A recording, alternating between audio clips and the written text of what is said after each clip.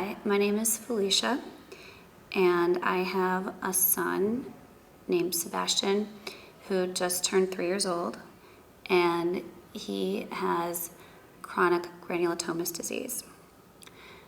He was diagnosed at about 6 months old. Like many children who are born with CGD, he seemed completely normal and healthy when he was born, and then around 2 or 3 months old, he developed a fever that was quite high, and it lasted for about 9 days, and it was of an unknown origin. And at the time, our doctors just said sometimes this can happen, and not to worry too much about it.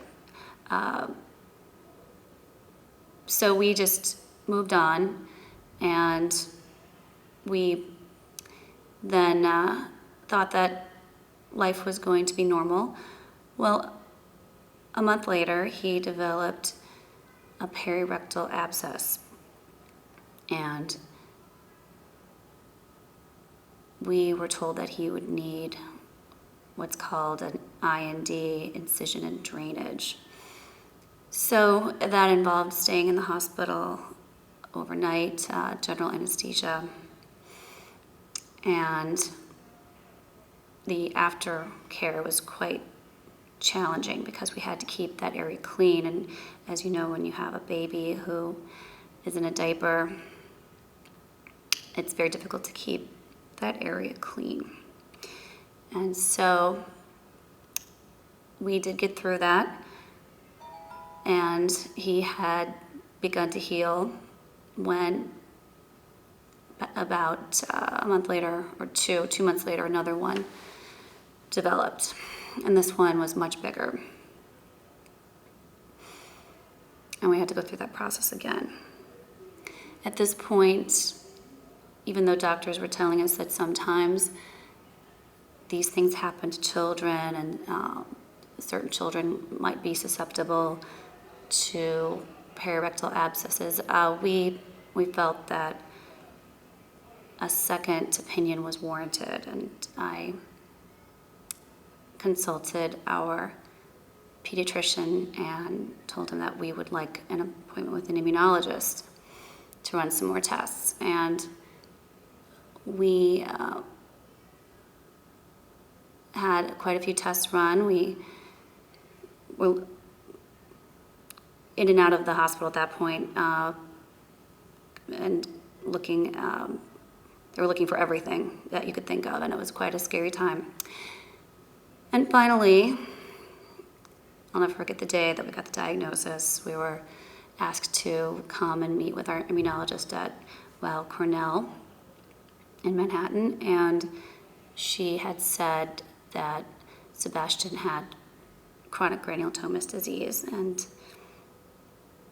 she went on to explain what it was, because of course I'd never heard of it before, neither had my husband, and it was so devastating, and I just felt the world had crumbled under my feet at that point.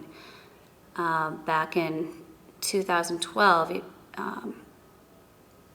there was just a lack of information out there. It's amazing what has changed, and how much that has changed in the past 3 years. And at the time, my immunologist said that I could speak with the Immune Deficiency Foundation and give them a call, is what she recommended. And she gave me the information for the organization. And when my husband and I left her office, that was the first thing I did when I came home. I called, and I was immediately put in touch with a very caring person at the IDF, and she immediately understood what I was going through. She was an IDF representative, and I'll never forget her voice. It was so reassuring, and I was really grateful for that. And she said, my child does not have CGD. She was one of IDF's volunteers.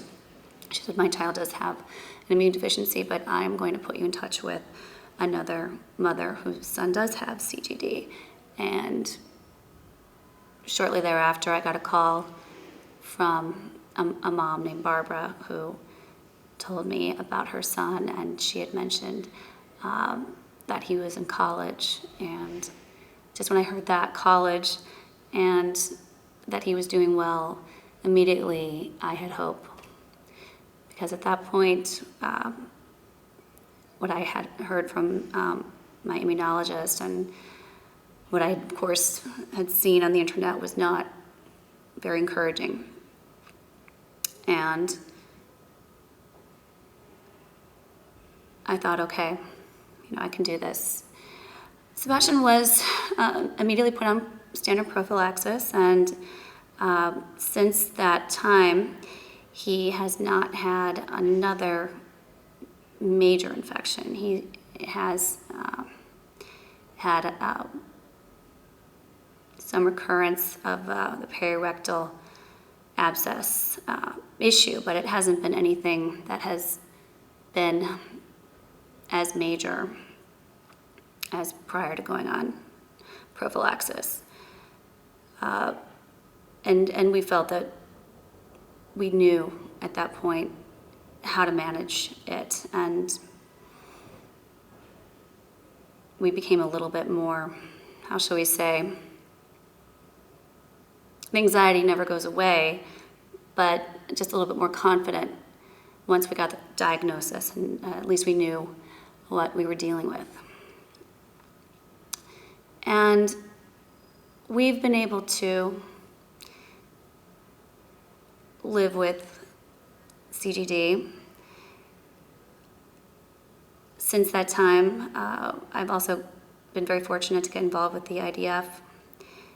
I shortly thereafter went with my family to the 2013 conference in Baltimore, and we were just getting used to really being parents of a child with CGD at that point, and I was somewhat daunted by going to a conference and not quite sure what to expect. But immediately, we just felt like we were around family. It was so good to meet other families who were going through what we had gone through and were currently experiencing, and just feeling like we were not alone. It was just so reassuring to meet other families who understood. And from that point onward, I have just been very fortunate to work with the IDF. We have launched the Living with CGD website. That was a wonderful experience to help organize and put together the information. And also I work on the blog at livingwithcgd.org. And it has been such an honor for me to speak with other parents who have been going through this, and other patients who are living well with CGD, and also being able to share those stories with the community. It has meant so much to me, and it means so much to everyone to be able to hear that we're not alone. And since Sebastian was diagnosed until today, it's really amazing to see how much he has grown. When we first went to the IDF conference, he was just learning how to walk in Baltimore, and that was back in 2013. And today, he's a rambunctious, healthy, appearing boy who now can run and jump and play, and I can barely keep up with him when he's on his scooter, racing down the streets at breakneck speed. And so Sebastian has grown, and our CGD community has grown. And thanks to the IDF, we have been able to create a very strong and active and connected community for parents and patients, and I'm so grateful to be a part of this organization. And I'm so grateful that Sebastian has this support as well. Not only have we been able to watch Sebastian grow, we've been able to watch our community grow. And just to be here at the conference in 2015 in New Orleans, it was just an amazing experience to be a part of the first 2-day CGD symposium and to see all of the families and patients there. It was just wonderful to know that there's so much support and that people from across the country and around the world are coming together in ways that were never possible before. And it's reassuring to know that because of the support that we're able to look forward to a future that is positive and has hope. Of course, like many families with CGD, we're considering bone marrow transplant, and it's a very, very difficult decision because Sebastian has been so healthy, quote unquote, and it's really helpful to meet other families who are also considering that curative option, as well as families who have gone through it and are now on the other side. So that has all been here at the conference. These are all the stories that we've been able to hear in New Orleans at the national conference, and these are the types of stories that we can read on Living with CGD and also share with one another.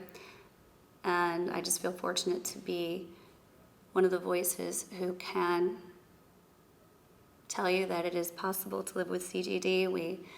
We have had wonderful experiences. We continue to do great things together as a family. My daughter, who is almost 7, does not have CGD, and we have not really let it hold us back in terms of being able to go swimming in the swimming pool, go traveling. We go to the beach. We go to Florida.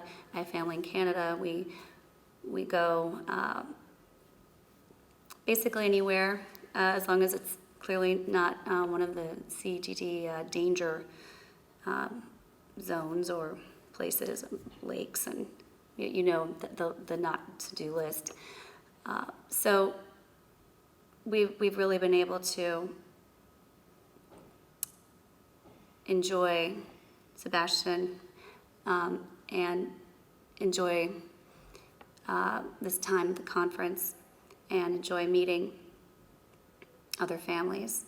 And this time has been very special for all of us because it also makes us really grateful for the times when we're together and the times that we're healthy in ways that we never fully appreciated before. And that's the message that I would like to get out to you, that there is hope and there are people who know what you're going through, and it is possible to have a life and to enjoy your life.